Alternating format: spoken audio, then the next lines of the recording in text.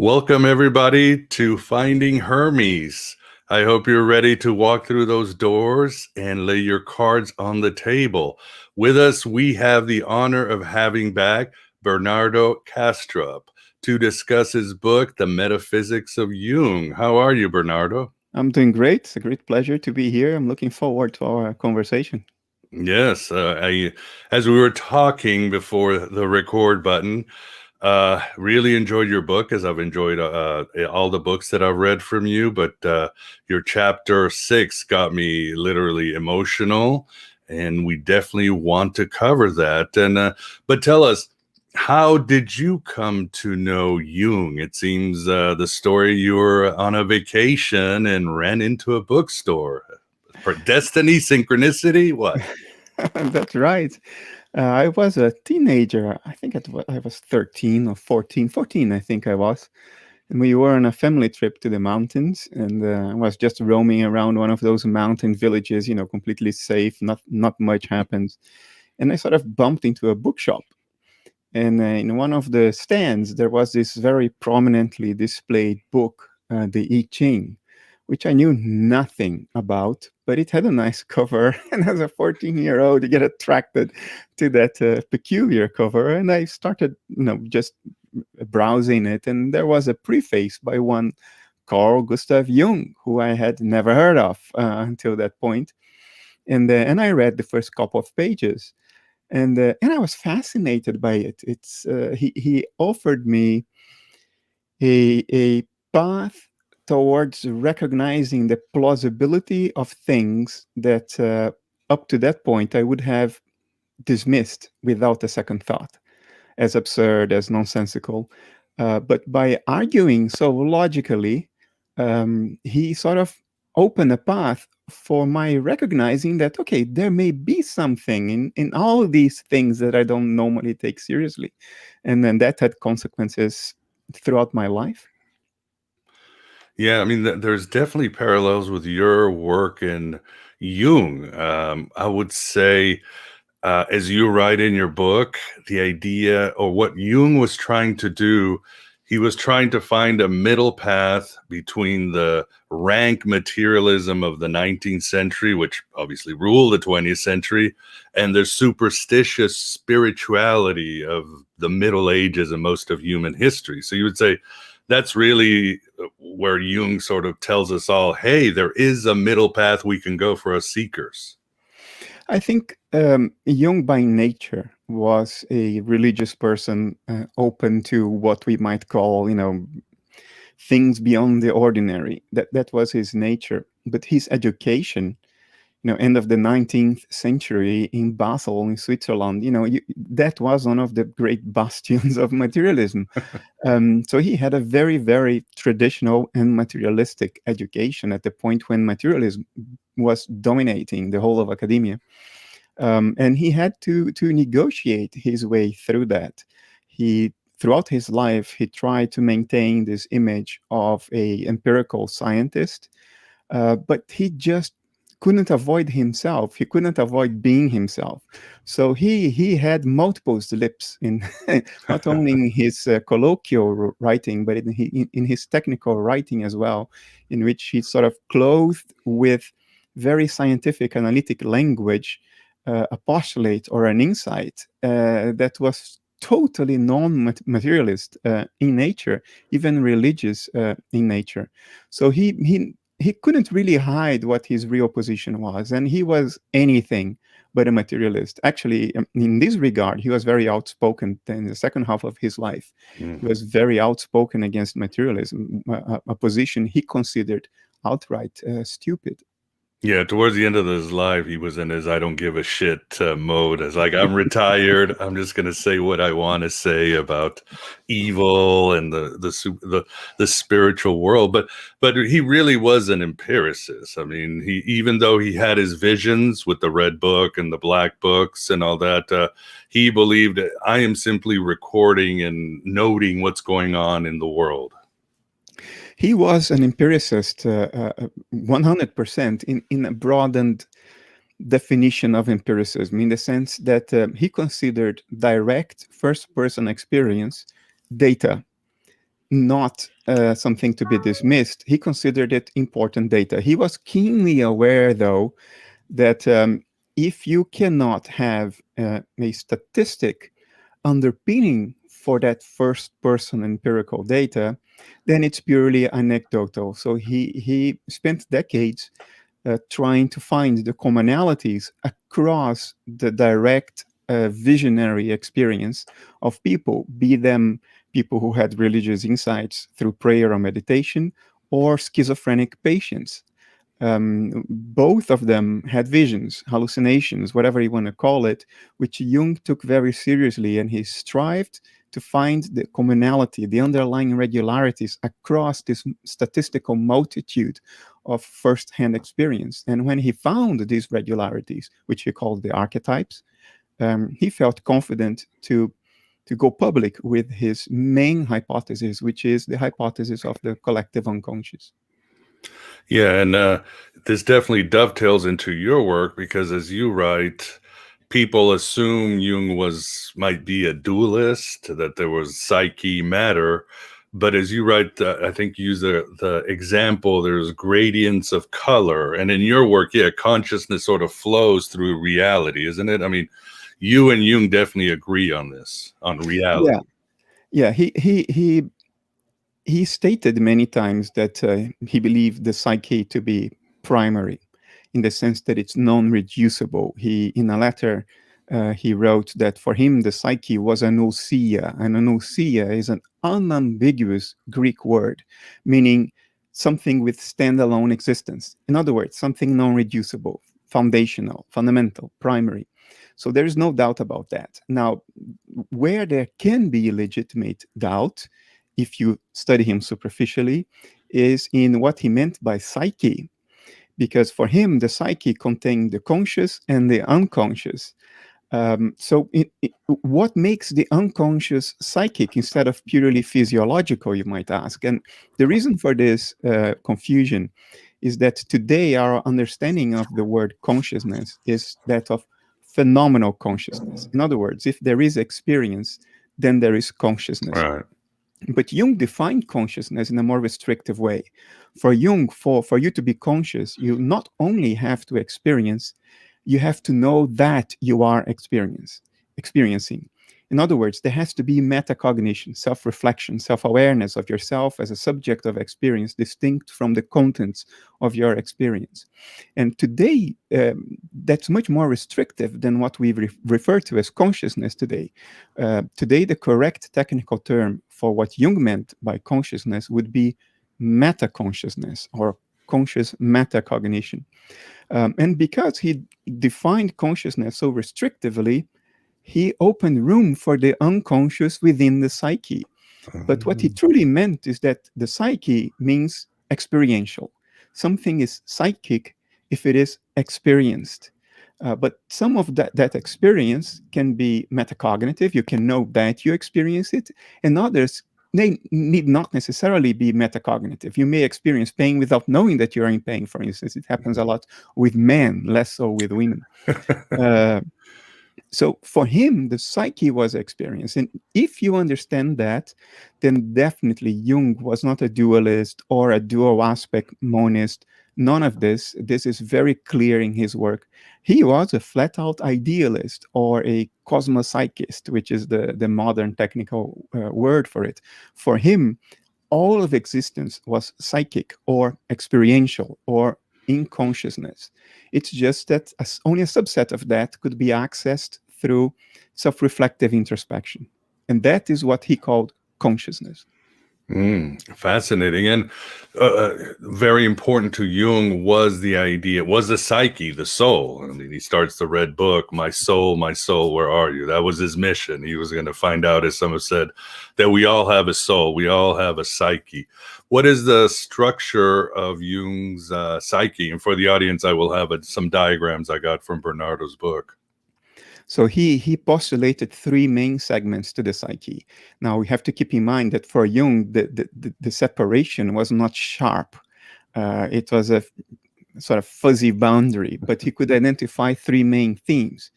The first one would be consciousness. which are the things that you experience, and you know that you experience them. And these are the things that you can report. If you have pain and you know that you have pain, you can say to somebody else, I am in pain. So the things that you can report, the things that you can place within a cognitive context, in which you make associations with other contents of experience, like I have a mother, and you know that a mother is the person who gave birth to you, from whom you came. So you have all this associative web around the concept mother that's also part of consciousness. So all these things that we can report, things that we know that we experience, was consciousness. Now, and of course, it's preeminently personal. Things that you can report, things that you know, these are personal experiences. Now, underlying consciousness, Jung postulated a personal unconscious. And again, the word unconscious is misleading here. It doesn't mean that it's not experiential, it just means beyond the reach of explicit introspection. Now, those are experiences that you are having, you don't know that you are having them, and they are personal to you. For instance, repressed anger, which you may be feeling all the time, but if somebody asks you, do you feel anger? You might honestly reply, no, I don't feel any anger. Well, you do, it's right Especially there. if you're a man. Especially if you're a man, yeah. Or regret or shame about certain things, or certain desires that are considered bad by the culture in which you're inserted, certain sexual impulses or whatever. For instance, you could be a homosexual, have homosexual tendencies, but not recognize them. And then those homosexual feelings would become part of your personal unconscious. They are experienced, they are phenomenally conscious, but they are not accessible through introspection. You don't know that you're having those feelings. Now, the third and by far the largest part of the psyche, which Jung equated with the whole of existence, is the collective unconscious. Those are experiential contents that not only you cannot access through explicit introspection, but they are not particular to you. They are shared between you and everybody else.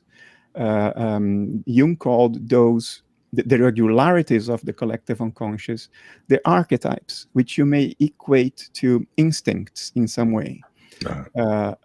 Things that drive us from a very primordial level, that sort of are more part of nature than part of ourselves as individuals, but upon which our own personal psyche is built, the collective foundations of our mental inner life.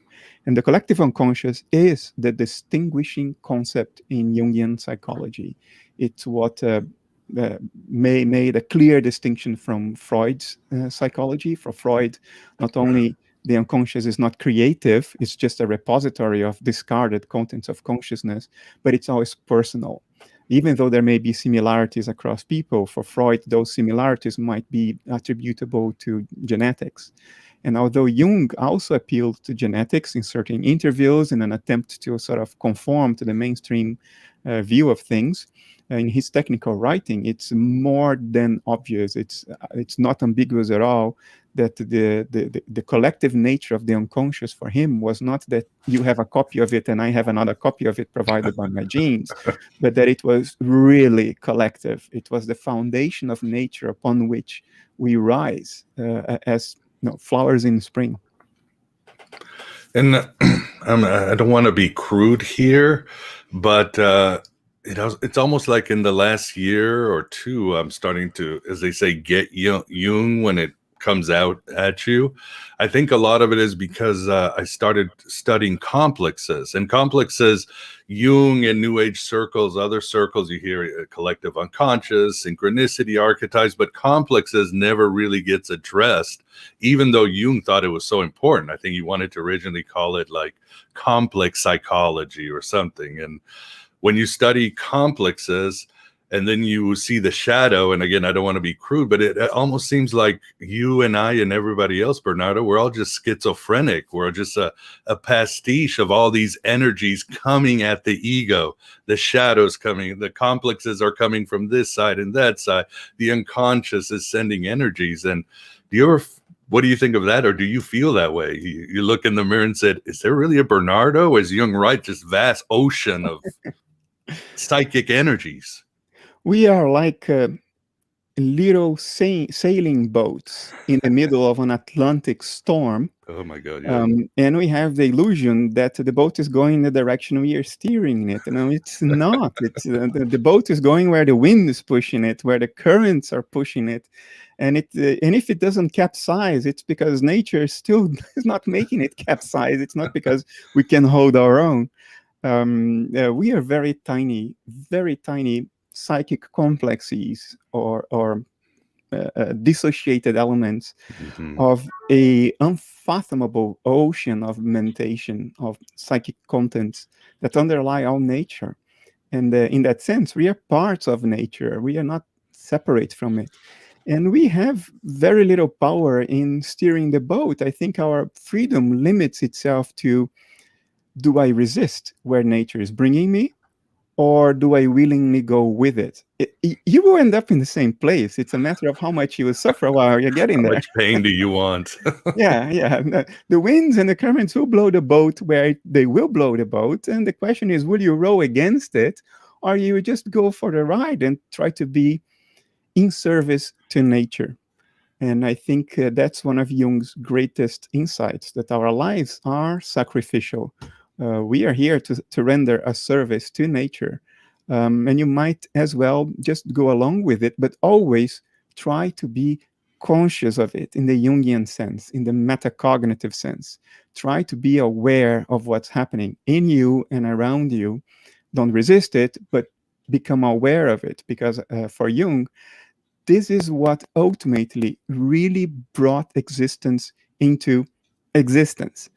Things only truly exist once a metacognitive subject takes notice of them explicitly and says, this is happening, this is going on. For Jung, we are the eyes through which nature becomes self reflectively aware.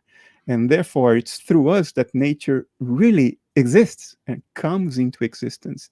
He had a major insight about it in his trip to Africa, I believe in the 1920s, when he went to Africa. And that was his insight, watching a sunset in the plains of the Kalahari, that we are the eyes through which nature recognizes the sun. Yeah, beautifully said. And you talked about the first time you encountered Jung. I'm going to share my first time. I was maybe 15. I was reading Alan Moore's The Watchmen. And at the end of one of his chapters, there's a quote say, as far as we can discern, the whole purpose of life is to kindle is to kindle a light of Right. meaning in the darkness of mere being. That's it. That's a And quote I from his remember at autobiography. 15, I was like, this is it. Because I didn't take it as I'm going to make a story about the universe so that, I'll be comforted before I die. But I felt, oh no, it's an interactive thing. The universe, I can offer the universe life itself, intelligence itself. Was I right in thinking that when I was Yeah, 15? it's through our metacognitive recognition that nature's existence ultimately becomes validated. Otherwise, the whole thing is just the movement of an ocean of unconsciousness. Unconsciousness in the Jungian sense, meaning instinctive experience that doesn't recognize itself. It's like a leaf in the wind. You just experience, but you never raise your head above the flow, the instinctive flow, to take notice that you are experiencing and of what you are experiencing. And this raising of your psychic head above the flow of instinct is given by metaconsciousness. It's our ability to separate ourselves as subjects from the contents of our experience. It's this separation that grants existence to that experience. The moment we point at it and say, I am having that experience, as opposed to being the experience. If you're hungry and you're not conscious, then for all intents and purposes, you are the hunger, because that's your whole experience, the hunger. But when you become metacognitive or metaconscious or conscious in the Jungian sense, then you know that you are hungry. And it's by that act of metacognitive knowing that you bring the hunger into existence. And by the same token, you bring the sunrise into existence, the animals, the earth, the stars, the moon. everything else. So for Jung, that was the meaning of our sacrificial lives, is to render this service to God, to recognize God's very existence. Yeah, it reminds me before I interview, I leave out some, now that it's spring, peanuts outside for the squirrels, and I like to watch the squirrels eating. And I'm like, you're not aware that you're eating. It's like I'm the one doing it for you. I'm bringing meaning to your life, squirrel, and I'll bring you peanuts every morning and you'll eat it. And I love what Jung also said. He said, free will is doing exactly what you're supposed to do, which is what you're talking about. I thought it was constrained, but no, I'm here for a purpose, just as Bernardo and the listener. And like he said, this purpose is amazing because it brings meaning to the universe. And it's whether my ego's going to sign on to this purpose or it's not and be in a lot of pain. I mean, and it's great because all of us have an amazing purpose. Yeah, purpose under Jungian philosophy, although he rejected the term philosopher as attributed to himself, ultimately he did recognize it towards the end of his life that, okay, I am doing philosophy as well. But under his philosophy, you cannot escape meaning, even if you want to. Your life is never nihilistic. It's never meaningless or purposeless. You may not recognize it. You may not see or understand what purpose you are serving, but you are per force always serving a purpose defined by nature, by nature's instinctive unfolding. Nature wants to get somewhere instinctively, and we are the tools. If you recognize that, you are free. You have the freedom of the slave. You're shackled, but you're free. Yeah, very few people understand the freedom of the slave to the daimon, which was Jung's term for, nature's forces that compel you in a certain direction. And your only choice is to say yes to that and cooperate, or resist it. You will go where it wants to bring you. It's a matter of you go kicking and screaming, or with a smile on your face. And the smile on your face, that's our freedom. The freedom to acquiesce to a force, to a power much, much bigger than ourselves, which we ultimately serve, whether we know it or not. Beautifully said. And in this systems, I'm sure some viewers right now are going, well, where is God in all of this? And how would Jung, in your book, deals with God? Tell the audience about God. I'm getting, for some reason, and maybe because I was reading Giordano Bruno, I got Jung's concept of God and Bruno's God kind of similar.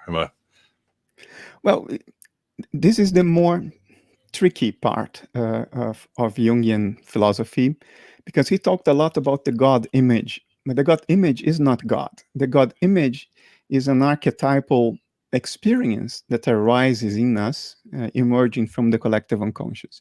So strictly speaking, the God image only means that we have a natural tendency to conceive of a superior power outside space and time. In other words, a God, an omnipresent, omniscient, omnipotent subject or psychic entity.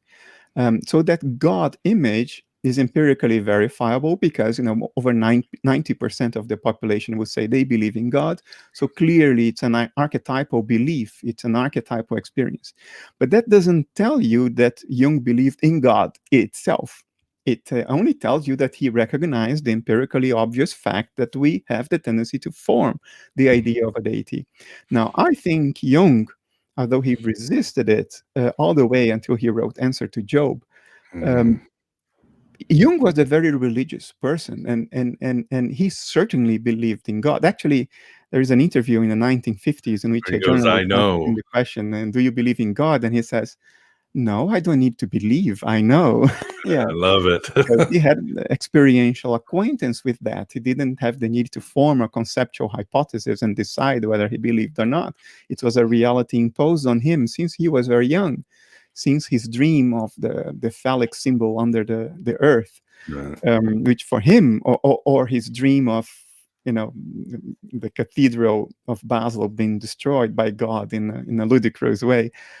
He always understood that there is a force in the psyche which he cannot control, but which controls him. can control what he thinks, what he feels. And for him, that was God. What's important to understand is that Jung's God is not a Catholic or a Christian God. It's not the God of the summum bonum, the God of pure good. Jung's God had a shadow side, which in religion is called the devil. And for Jung, the devil is that part of mind that cuts your bullshit, that doesn't let you get away with your own snake venom, that tells you, oh, you think you're good? Let me show you some aspects of yourself. It's that instigating entity that forces you to look at your own backstage, to recognize your own bullshit, your own evil. And because that's what renders you truly conscious in the Jungian sense. Um, so Jung's God had both these sides. And what Jung's God didn't have or doesn't have is meta consciousness. So Jung's God is not able to pass a value judgment, is not able to recognize that what he did to Job was a gratuitous torture. Why did God let that happen to Job? Because God is not meta-conscious. And if you're not meta-conscious, you cannot pass a value judgment in the sense of saying, this is good or this is bad, this is healthy or this is unhealthy, or I want this, but I don't want that. If you're purely instinctive, you cannot pass a value judgment. And for Jung, God could not pass a value judgment. God needed us and the devil as instigating entity for meta-consciousness and as channels of meta-consciousness, which is what we are, in order to be able to form a evaluation about what's good, what's bad, what's desirable, and what is undesirable. And that would be our service to God. And therefore, our lives are not futile, because there is something that God can only know through us, actually a whole lot of things.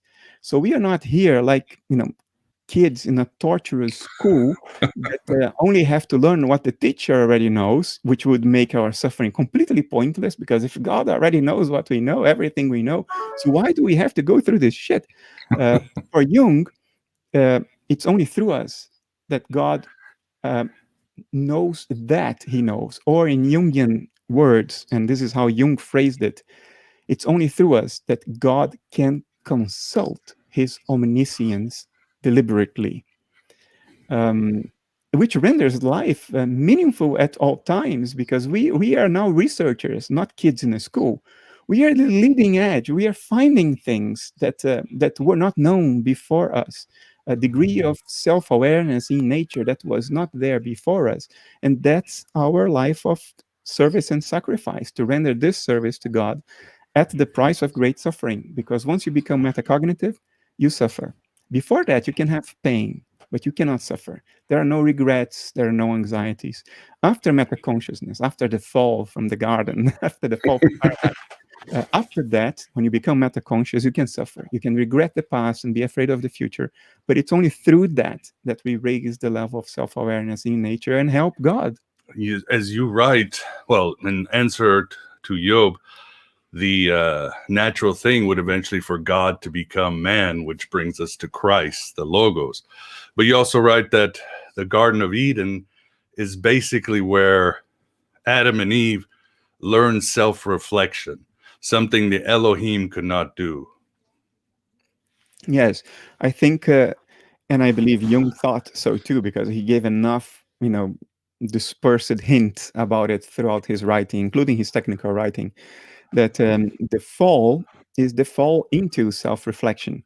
It's when Adam and Eve not only experienced that they were naked, it's not only when Adam and Eve experienced their nakedness, which presumably they were experiencing all the time because they were naked, but after they took a bite from the tree of the fruit of knowledge, took a bite from the fruit of the tree of knowledge, they knew that they were naked. And that's when self-reflection arises, when metacognition arises, when you not only experience something, but you know that you are experiencing it. And then you can project your life into past and future. You can regret or be angry about the past, and fear and be anxious about the future. And that's why the fall is suffering. That's why we have to till the soil and eat from the shrubs that grow from the soil and ultimately go back to the soil, because we've taken a bite from that fruit and developed self-reflection. And notice that who instigates Eve to do that is the serpent, which is the devil. And the devil fell first. So the devil seems to have been set into helping his father, God, develop self-awareness and cut his bullshit, which is what the devil does. The devil puts a mirror in front of you and say, look, you are judging this and you're saying that, and look at your own backstage. Look at your own crap, that you're not aware of. And he sort of recruited us after the fall to render the same service to his father. Yeah. And going back to archetypes, as you said, Jung often, I know he changed, or he had years to sort of modify his ideas, but he talked about, yes, how archetypes you could relate it to instincts. I like to think, borrowing from other Jungians, they're the formless images that are the building blocks of the collective unconscious. But what has always struck me interesting is he said that they are actually quasi-aware. They do have agency beyond our interaction with the universe. I mean, what do you think of that? That's always struck me as kind of scary. I mean, he did write once, the unconscious has 1,000 ways to snuff out a life. I mean, yeah, it's not just the pain, but these beings could take you off the chessboard. Yeah, they are the currents of the ocean As you and the said, wind. yeah. Yeah. Technically, the archetype is formless because it's just a sort of a template. If you use a stencil, the form itself is empty. That's the point of that template. Or the crystalline structure of a diamond. Before the diamond grows, you already know what the structure will be, but it's only when the diamond actually grows that you give form and concreteness to that pre-existing template. So for Jung, an archetype is empty in the sense that it's only concrete when it's filled in, when you fill in the stencil, when the diamond grows. But the concept of the archetype itself does not require this concreteness, this filling in, because it's an abstract recognition of a certain pattern or regularity of psychic behavior, pattern or regularity that occurs across people throughout history. But then he took a step further and he said that the archetypes can manifest not only in perceived images, when you have a visionary experience, for instance, or when you're manifesting a certain behavior, which is archetypical, like a mother feeding her infant. It's instinctive and therefore an archetypical behavior. But that the archetypes can gain a certain psychic autonomy. In other words, then they can become embodied by a partly dissociated, not complete, subjectivity or agency. So the manifestation of the archetype may be not only an experience that you have or which manifests through you, but can be an experience that manifests through an agency, which he called the daimons, not demons, daimons, Daimons, or Daemons, which is a concept that comes all the way from Greek philosophy. And therefore, the archetypes can become partly autonomous.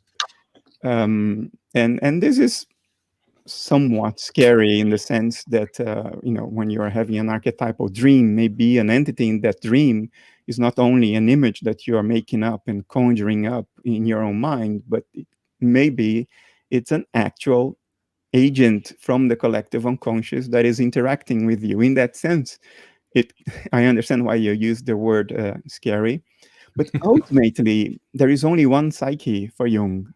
Ultimately, these are just dissociated complexes of one subjectivity, the collective unconscious itself.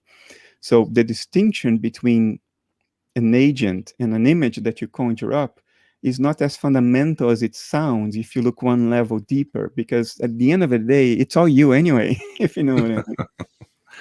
A you that you don't recognize, a you that doesn't go by your name, but at the end of the day, it's all you anyway. Yeah, and itself, as the he wrote, Jungian. a complex always has an archetypal core, but then it's surrounded by trauma, past memories, and all that, and it just comes out to you. And that was really learning about that, as I mentioned, was sobering, because I realized I have to recognize all my complexes. Angry driving Miguel, hurt when he was a child Miguel, who fights with his wife because there's a trigger. There's so many of me, and again, I don't know about scary, but it's a lot of work.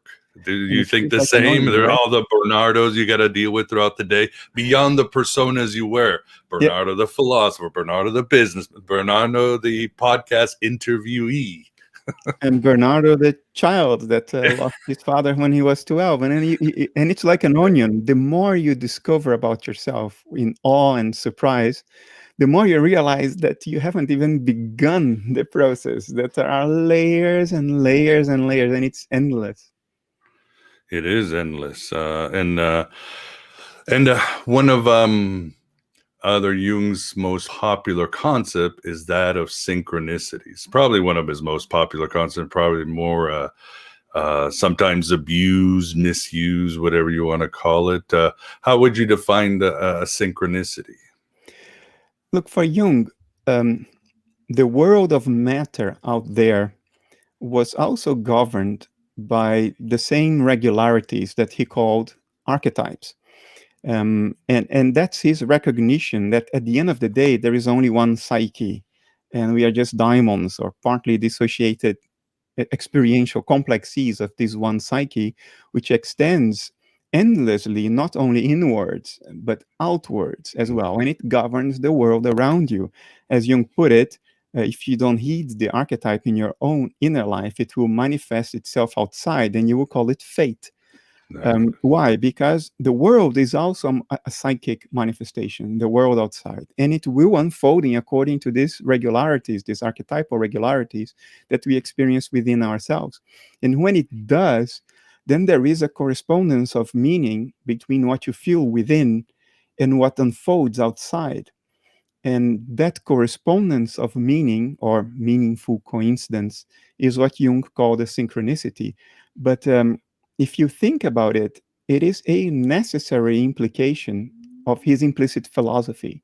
Because if the world itself is the unfolding of the psyche, of the collective unconscious, and it is unfolding according to the same archetypes, which are the patterns and regularities of meaning, then of course there should be instances in which your own inner experience, the meaning that is unfolding within it, will correspond to the meaning that is unfolding in the world, because these are two different sides of the same process. So it's like two camera angles of the same soccer match.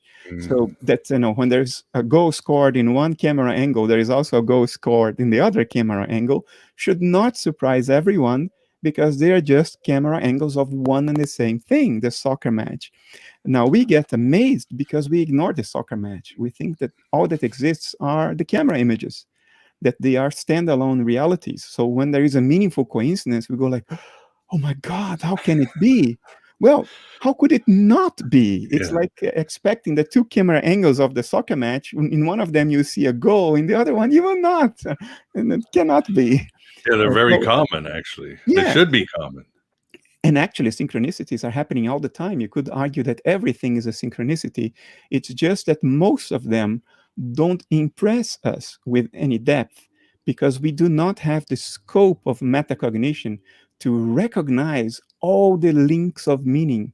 Most chains of meaning that are unfolding outside and within us go undetected, because we just do not have the ability to keep track of the chains of meaning. It's too broad, it's too large, so it escapes us. So we talk of coincidence or mechanistic law, but for Jung, and this is something that he himself recognized, and you see that in his correspondence with Wolfgang Pauli, the Nobel Prize winning physicist. He recognizes that if he is correct in his hypothesis of synchronicity, then causality itself should be just the superficial appearance of synchronicity, that the entire universe, nature as a whole, unfolds according to correspondences of meaning. And when we recognize some of those regularities, we call them the laws of physics, and we don't see the meaning behind them because we do not have the cognitive scope to appreciate the enormous, unfathomable chains of meaning underlying them. But causality itself would be just an expression of the archetypes. And he went as far as to consider numbers archetypes of order. And if you remind yourself for a moment that all the laws of physics are stated in numerical form, then the direct implication is if numbers are archetypes of order, then so are the laws of physics, and therefore what we call causality is in fact synchronicity. That's the ultimate horizon of Jungian philosophy. Yeah, and for the audience, two very I admire individuals. Dr. Jeffrey Mishlove writes here the preface, and then of course James Hollis, who's probably many consider the leading mind when it comes to Jung in the 21st century. He wrote the last part of your book, and I always loved Hollis's definition of a synchronicity: a casual, non-casual principle of connection. Things are connected with cause effects, things connected in time and are connected because they have meaning to an experience. They are real because of a synchronicity happens only in you. It proves the autonomy of the psyche, and the unconscious is in connection with us all the time, and we don't know all the rules by which this world is connected. Don't ignore synchronicities. That was from one of his books. So I there thought you go. Do something with it. That's what James Hollis always said. And you had you write about the very cool synchronicity with a four-sided pyramid in your life. Yes, that was when I was sorry about my cat stepping on the way here. When I was doing research for this book, of course, went to Switzerland. I went to the place where Jung was born. Not because I was doing bibliographical research, because these days everything's on the net. Even you can have electronic access even to the protocols. The writings that underlie Jung's autobiography. To question how that autobiography was, but never mind. So I was there, and I was walking around in Lake Constance, Bodensee in German. And I was reminiscing about the story Jung tells in his biography about chancing upon a red rock in the lake shore, which looked like a four-sided pyramid, and it was exactly what he needed to complete a little model he was making of a church using pebbles. And I was reminiscing about that, and of course, I had my feet in Lake Constance as I was thinking about it. So when you have that thought, you immediately look down. It's a trivial association. And guess what? Right in front of me, there was a red four-sided pyramidal pebble, 1.5 inch in length, which is exactly what Jung describes. Then I was astonished. And then, of course, I started thinking, there probably are dozens of these stones. It's probably a common pattern of erosion. So I started looking around, and I looked, and I really looked for a while. And there was no other stone like that, no other pebble like that in the lake. And then I thought maybe I saw it first, but subliminally. And that's why I started thinking about Jung's stone. But no, because I knew that I was looking at the place where I knew Jung was born. And I was thinking about Jung and his birth and the first 6 months of his life when he was at the shores of Lake Constance.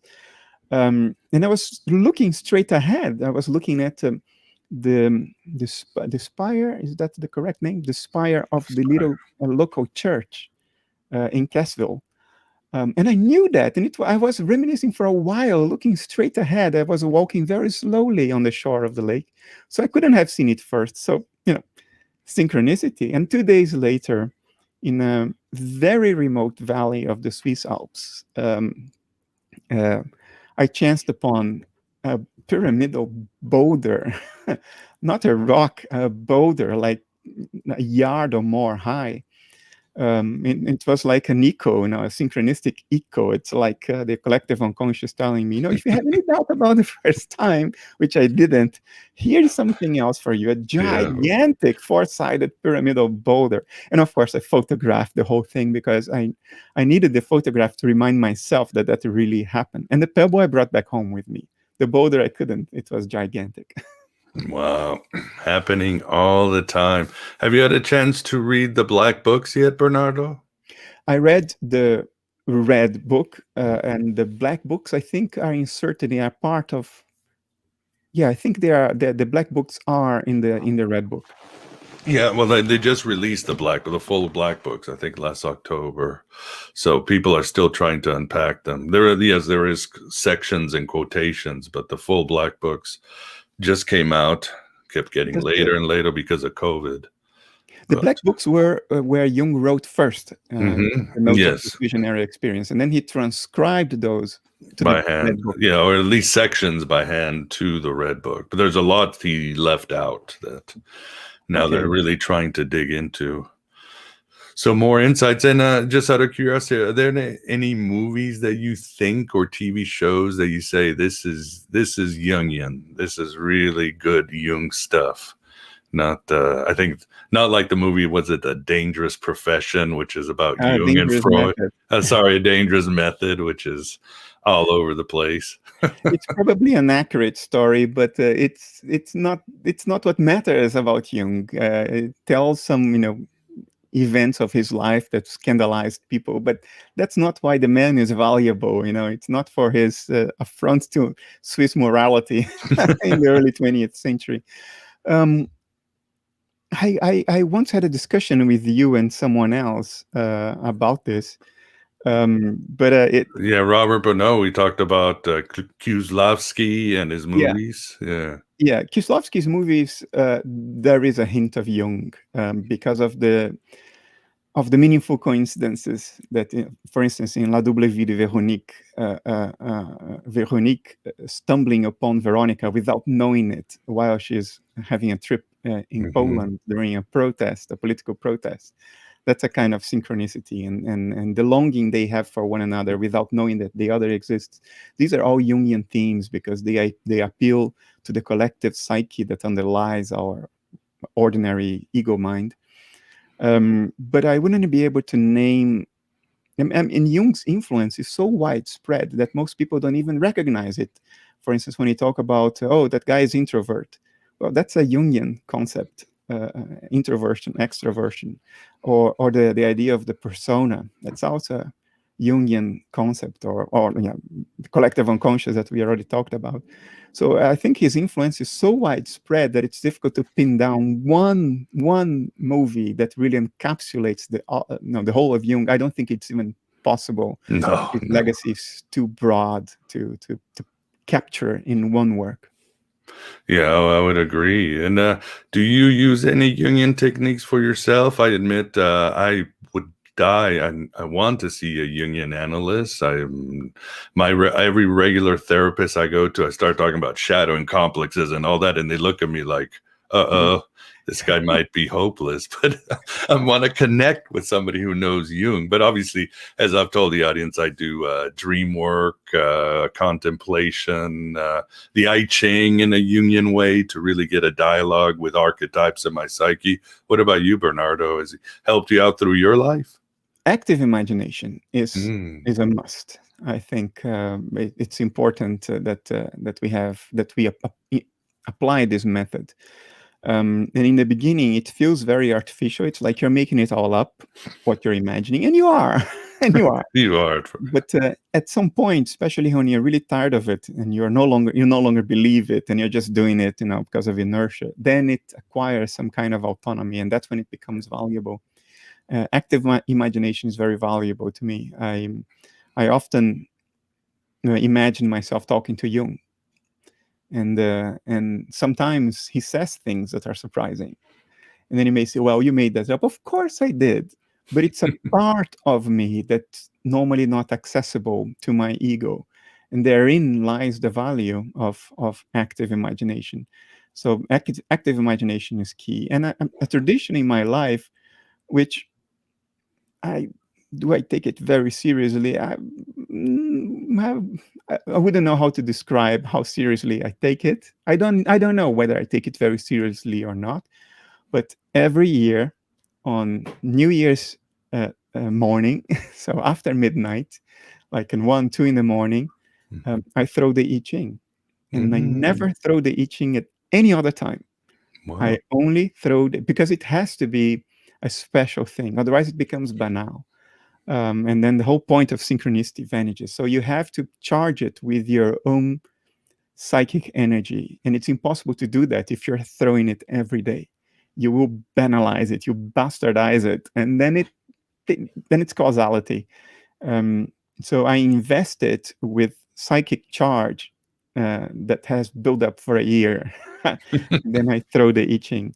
And it has been remarkably accurate over the years. Yeah. And it's difficult to dismiss the I Ching as you can dismiss astrology, in the sense that, um, the Sunday astrology report is so generic that everybody can find him or herself in it because it's so generic. Now, you can't say the same about the I Ching. The I Ching is extraordinarily specific. Um, so it's very difficult to dismiss when it works, to just say, well, whatever happened, I would fit into this. No, no, because many of the I Ching results are outright contradictory. They're opposites and they are so specific. So, yeah, I think I take it a little seriously. Yeah, sometimes the I Ching seems to be wagging its finger at me and hectoring me, but oh boy. And to end, as we get to the end, I think for the audience, some valuable advice about Jung, especially in these very strange times that we live in today. And I think we discussed it, that it's very important for people to know that you do have a meaning. You may be in this little boat, but once you go with the flow, you'll find out what your purpose is, and you will get closer to individuation. I think that's so important. Nobody in this earth is meaningless. We all have an incredible destiny or purpose, and it's about, again, listening to the things underneath us. That's the one advice. What other advice? The other advice, I think you might agree with me, Bernardo, is that of projection. I think especially when you go on social media and the media regularly, everybody's projecting their shadow upon others. And I follow your Facebook group, and you are so patient with people. And even if they're just complex a shadow of putting it, you're just like, no, no, no. And once in a while you'll be like, I'm sorry, but I'm gonna have to kick you out if you say it again. But would you say that's the other one? Stop projecting. I wasn't always like this, and I have my shadow projections still, We of all course. do, of course. There has been progress for sure. I am a lot more patient now than I was 10 years ago. I am a lot more vulnerable to empathy than I was 10 years ago. It's almost an unavoidable thing in this path that you develop empathy. It's unavoidable, and empathy hurts. It's not something that you should celebrate that you acquired. It's useful, but it does hurt, especially in the crazy world of suffering in which we are living today. If Mhm. you expose yourself to the 8 o'clock news every day and you have empathy, you will burn, you Mhm. crash and burn. But I think you nailed it. I think the most important part of Jung's legacy is that whether you know it or not, whether you recognize it or not, whether you believe it or not, whether you see it or not, your life has meaning. However much you have suffered, however much you have regretted, however much time and energy you have wasted, however low the opinion is that you have of yourself, your life has unavoidable, intrinsic, inherent meaning. And it's not about you. It has never been about you, and it will never be about you. You are a process of nature serving a much higher purpose beyond your comprehension. And all that you can do to help you out is to smell the perfume of this purpose. You don't really need to conceptualize it, to sort of corral it in a mathematical equation, because that's not how it works. We are monkeys that evolved in a marginal planet of a marginal solar system in a marginal galaxy. We are not never going to corral that in a neat logical story. But if you smell the scent of it, because it's surrounding you at all times, then take it seriously. Don't dismiss it because some crazy materialist scientist is telling you that it's nihilism, it's all for nothing, we are here for no purpose, and you're going nowhere. That's his trip or her trip, usually his. Men are more susceptible to this kind of nonsense. Uh, it's his trip. Don't buy into his trip. You are surrounded in truth, whether you see it or not. So pay more attention to what is surrounding you, to the smell that is surrounding you at all times, than somebody else's narrative, somebody else's trip. Beautifully said, and I love it, and I hope it's useful to you, audience. I think Jung is more important than ever in these very strange times that we live in. As I say, these Philip K. Dick world, and Philip K. Dick was very influenced by Jung. Like he said, he comes at you from different places. So, well, we are at the end. Before we go, Bernardo, and I'll have it on the show notes. I'll have it flashing on the screen. But for those that are just listening in audio, where can they find more about you and your work? Everything is linked to my website. That's bernardokastrup.com. So Bernardo Kastrup, one word, Kastrup with a K. And there you have links to free videos, interviews, podcasts, books, essays, academic articles, even a thesis or another. Most of it free to download. Well, check it out, audience, and definitely get his book because it's a great book. It's not a big read, 150 pages or so, and it's just full of great insights on getting in your boat and sailing the right way, as we said. It's a great analogy. But as always, Bernardo, thank you very much for coming on the show, this time for coming on Finding Hermes. It's been a great pleasure. I'm happy to be here. And there you have it. Bernardo Kastrup really bringing it to the house of the pleroma.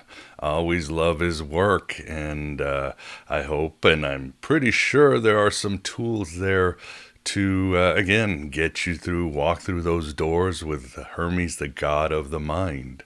And at least you have a new perspective on the spiritual, mystical, and, well, metaphysical aspects of Carl Jung, which his contributions are just amazing. And we will be having more Jungian shows in the future because this is the time to go inward if there's any time in human history to do so. This is the age of Hermes. I love how Bernardo talks about the active imagination, and I certainly need to incorporate that into my psycho-spiritual practices, and will do so. But again, there's always help out there. There's things we can all do and add to our days, to our existence, to again stop being that little ship in the vast ocean and get to understand the vast ocean that we are. Because like Bernardo said and I said, you matter a lot. It's just it's a matter of just like that cliche goes, don't fight against the wind, but adjust your sails. And I hope that's what we're doing here at Finding Hermes. Beyond active imagination, as I've mentioned, there are other Jungian techniques you can use. There's dream journaling, shadow work, regular journaling, meditation, divination practices like the I Ching or the tarot or astrology that will help you get into a dialogue with your psyche, a dialogue with the gods, with the pleroma.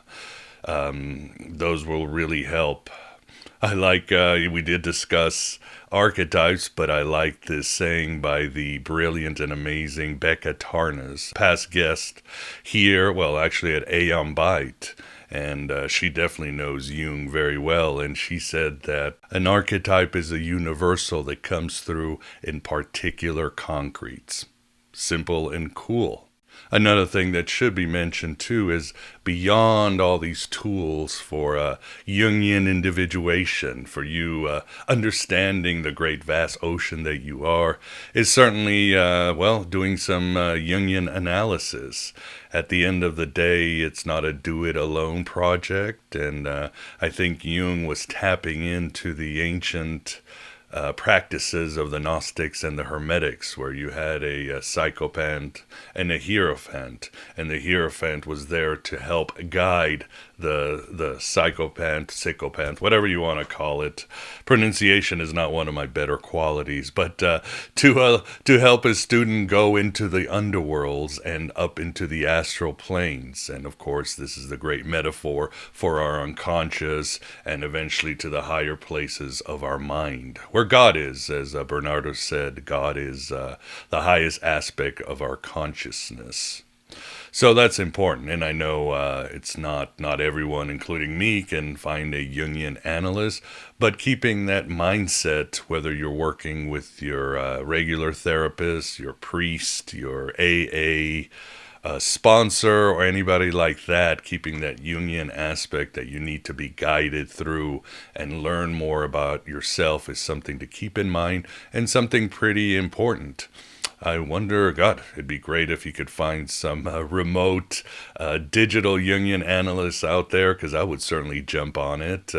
Living here in the countryside of Illinois near a town called Wakanda, I don't have, there's, I think the closest Jungian analyst for me is like 30 miles or 20 miles. So, and I understand it's the same with others, but again, I do try to keep that Jungian vibe. And even with my regular therapist, I bring in my dreams, my world of symbols and other things to the table to, again, get that dialogue, because in the end, you are having a dialogue with your psyche.